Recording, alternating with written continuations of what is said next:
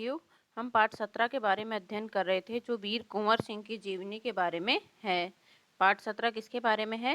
वीर कुंवर सिंह की जीवनी के बारे में पाठ 17 बताया गया है। इसमें हम वीर कुंवर सिंह के जीवन के बारे में पढ़ रहे थे कि कैसे उन्होंने 1857 की क्रांति में बढ़ चढ़ करके हिस्सा लिया। उनका जन्म कहाँ हुआ था? बिहार में हुआ था। उनके पिताजी का नाम साहबजादा सिंह था, माताजी का नाम पंचरतन था। इस तरह से हमने उनके बारे में कुछ पढ़ लिया था कि उनको क्या क्या पसंद था। आगे हम पढ़ते हैं, जहाँ से हमने छोड़ा था वहाँ से हम पढ़ना प्रारंभ करते हैं। बाबू कुंवर सिंह ने अपने पिता की मृत्यु के बाद सन 1827 में अपनी रियासत की जिम्मेदारी संभाली। उन दिनों ब्रिटिश हुकूमत का अत्याचार चरम सीमा पर था। इससे लोगों में ब्रिटिश हुकूमत के खिलाफ क्या हो गया था? भयंकर असंतोष उत्पन्न हो रहा था। कृषि, उद्योग और व्यापार का तो बहुत ही बुरा हाल था। रजवाड़ों के राज दरबार भी क्या हो गए थे? समाप्त हो गए थे। भारतीयों की अपने ही देश में महत्वपूर्ण ऊंची नौकरियों से क्या कर दिया था? वंचित कर दिया था। भारतीयों को अपने देश में ही महत्वपूर्ण और जो ऊंची नौकरियां थी वो नहीं दी जाती थी। वो किनको दी जाती थी? अंग्रेजों को ही दी जाती थी। इससे ब्रिटिश सत्ता के विरुद्ध क्या हो गया? देशव्यापी संघर्ष की स्थिति बन गई। मतलब सारे के सारे लोग जो थे वो उनसे क्या थे? असंतुष्ट थे ब्रिटिश सत्ता से। ऐसी स्थिति में कुंवर सिंह ने ब्रिटिश हुकूमत से लोहा लेने का संकल्प ले लिया, अर्थात ब्रिटिश हुकूमत का विरोध करने का उन्होंने क्या लिया? संकल्प लिया। किसने लिया था? कुंवर सिंह ने। जगदीशपुर के जंगलों में, जगदीशपुर कहाँ है? बिहार में। जगदीशपुर के जंगलों में बासुरिया बाबा नाम से एक प्रसिद्ध संत रहते थे। उन्होंने कुंवर सिंह में देशभक्ति एवं स्वाधीनता की भावना उत्पन्न की थी। उन्होंने बनारस, मथुरा, कानपुर, लखनऊ आदि स्थानों पर जाकर विद्रोह की सक्रिय योजनाएं बनाई। वे 1845 से 46 तक काफी सक्रिय रहे और गुप्त ढंग से ब्रिटिश हुकूमत के खिलाफ विद्रोह की योजना बनाते रहे। उन्होंने बिहार के प्रसिद्ध सोनपुर मेले को अपनी गुप्त बैठकों की क्या बनाई? योजना के लिए चुना। उन्होंने योजना के लिए क्या चुना था? बिहार का प्रसिद्ध मेला था सोनपुर। वहां पर अपनी गुप्त योजनाएं बनाते थे, बैठकों की योजनाएं बनाते थे। सोनपुर जो है, सोनपुर के मेले को एशिया का सबसे बड़ा पशु मेला माना जाता है। एशिया का सबसे बड़ा पशु मेला कौन सा है? सोनपुर का मेला है। एशिया का, ध्यान रखना इस चीज को। एशिया का सबसे बड़ा प्रसिद्ध मेला कौन सा है? पशु मेला सोनपुर मेला है। कहाँ पर? ये बिहार में है ना। एशिया का सबसे बड़ा पशु मेला, यह मेला कार्तिक मास की पूर्णिमा के अवसर पर लगाया जाता है। कब होता है? कार्तिक की पूर्णिमा पर। मेला कब लगता है सोनपुर का? कार्तिक की पूर्णिमा पर लगता है। यह एशिया का सबसे बड़ा पशु मेला माना जाता है। यह हाथियों के क्रय विक्रय के लिए भी विख्यात है, अर्थात यहाँ पर हाथी खरीदे और बेचे जाते थे।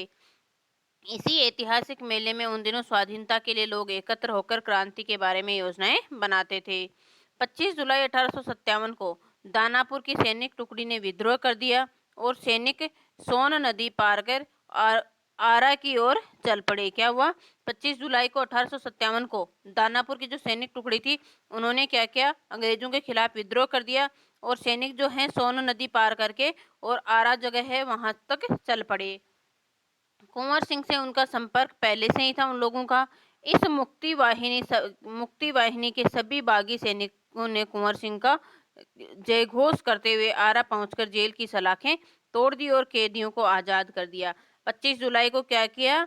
सैनिक जो थे, कौन सी सैनिक? दानपुर की सैनिक टुकड़ी जो थी उन्होंने वो क्या किया? विद्रोह कर दिया और सोन नदी पार करके कहाँ चल पड़े? आरा की ओर चल पड़े। ये सब किसकी योजना थी? कुंवर सिंह की योजना थी। कुंवर सिंह का उनका संपर्क हो रहा था। मुक्त वाहिनी के सभी बागी, अर्थात वो लोग क्या होना चाहते थे? मुक्त होना चाहते थे, स्वतंत्र होना चाहते थे। तो ये सारे बागी सैनिक जो हैं वो कुंवर सिंह का जयघोष करते हुए कहाँ पहुंचे? आरा पहुंचे और वहां की सलाखें तो जो जेल की सलाखें थी उनको तोड़ दिया और वहां पे जितने भी कैदी थे भारतीय उनको आजाद कर दिया।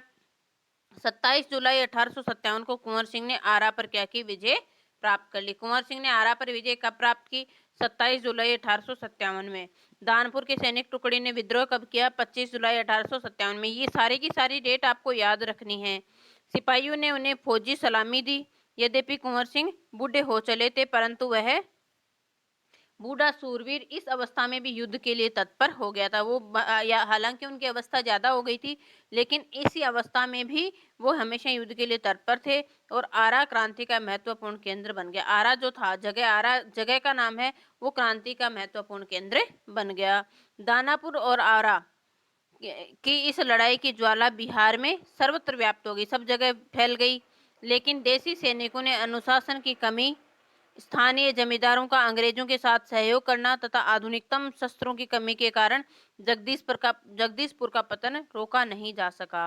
जगदीशपुर का फिर भी सबने महत्वपूर्ण भूमिकाएं निभाई, लेकिन क्यों नहीं रोका जा सका पतन? प्रश्न आपके आ जाता है कि जगदीशपुर का पतन रोका क्यों नहीं जा सका? क्यों? क्योंकि देसी सैनिकों में अनुशासन नहीं था, अनुशासन की कमी थी। वहाँ के जो स्थानीय जमींदार थे उन्होंने क्या किया था, अंग्रेजों का साथ दिया था, और वहाँ उन लोगों के पास, क्रांतिकारियों के पास में आधुनिकतम जो शस्त्र थे उनकी कमी थी। इस कारण से वो जगदीशपुर का क्या हो गया, पतन हो गया।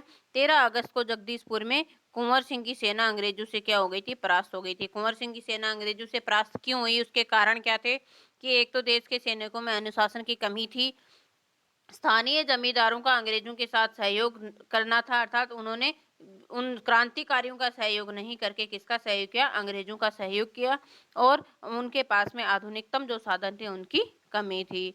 किंतु इससे वीर कुंवर सिंह का आत्मबल टूटा नहीं, वे भावी संग्राम की योजना बनाने में तत्पर हो गए। वे क्रांति के अन्य संचालक नेताओं से मिलकर इस आज़ादी की लड़ाई को आगे बढ़ाना चाहते थे। कुंवर सिंह सासाराम से मिर्जापुर होते हुए रीवा, कालपी, कानपुर एवं लखनऊ तक गए।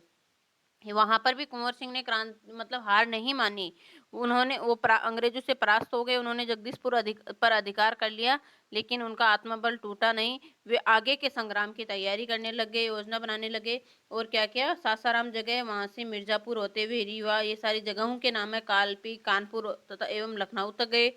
लखनऊ में शांति नहीं थी, इसलिए बाबू कुंवर सिंह ने आजमगढ़ की ओर प्रस्थान कर लिया, आजमगढ़ चले गए।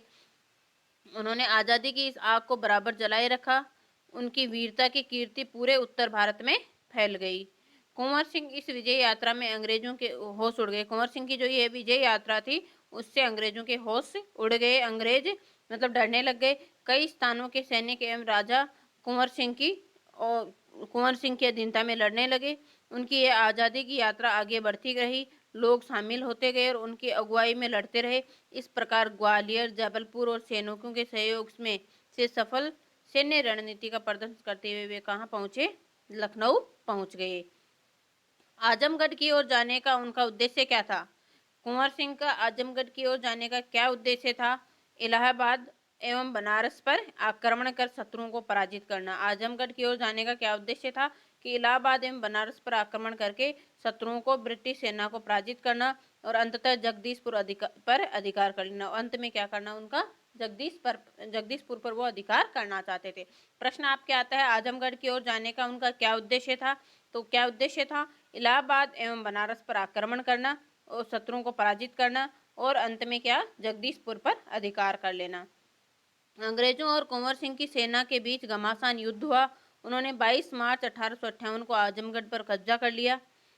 अंग्रेजों ने दोबारा आजमगढ़ पर आक्रमण किया। कुंवर सिंह ने एक बार फिर आजमगढ़ में अंग्रेजों को हरा दिया।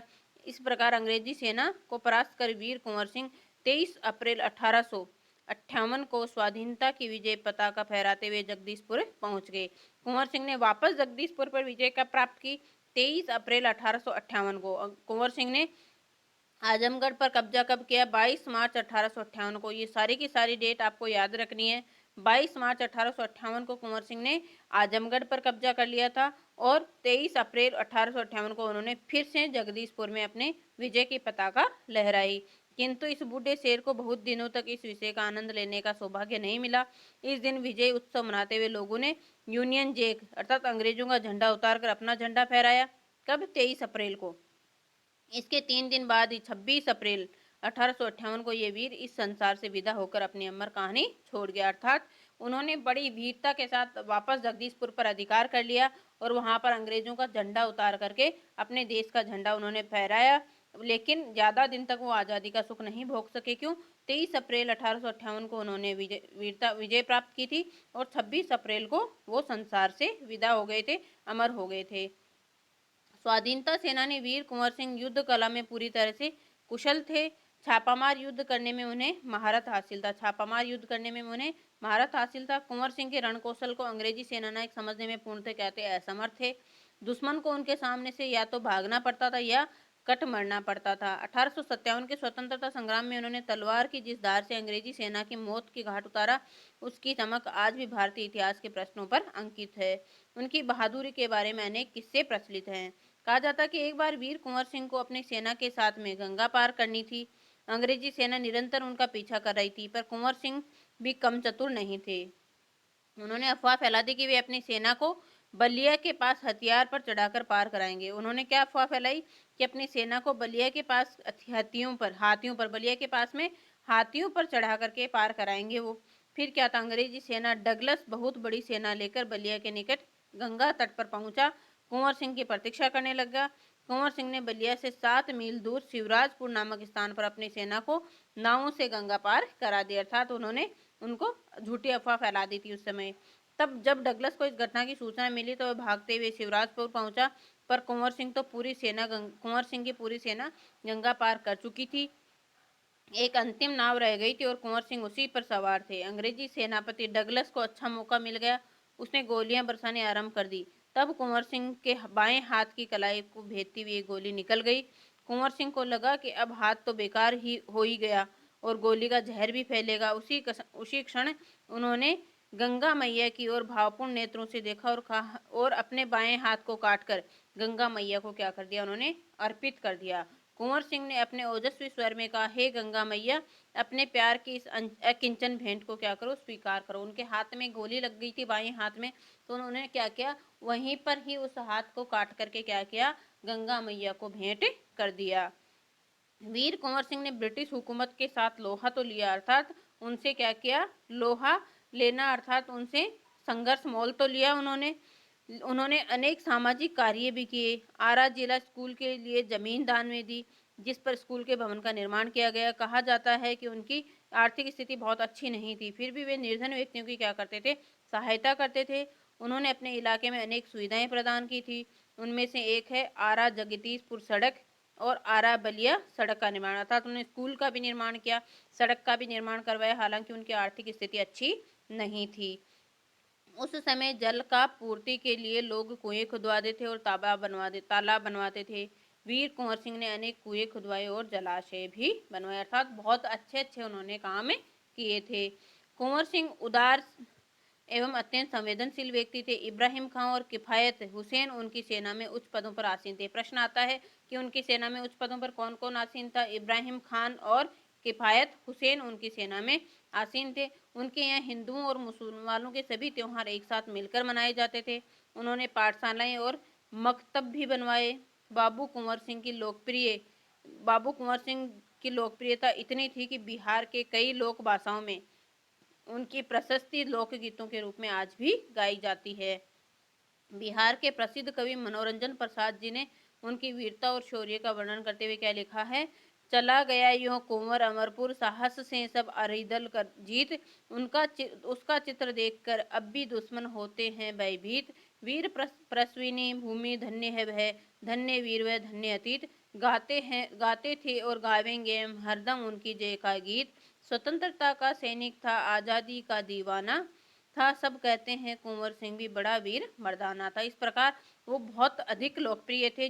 उनके विषय में अनेक गीत भी बनाए गए थे। मतलब उनकी वीरता और शौर्यता का वहाँ के कवियों ने भी क्या किया था, बहुत अधिक वर्णन किया है। इस तरह से बहुत ही अच्छी कुंवर वीर सिंह का जीवन रहा है, जिनके बारे में हमने अध्ययन किया है। इससे संबंधित प्रश्न और अन्य ओबीटी प्रश्न भी आपको कल मिल जाएंगे। ठीक है, धन्यवाद।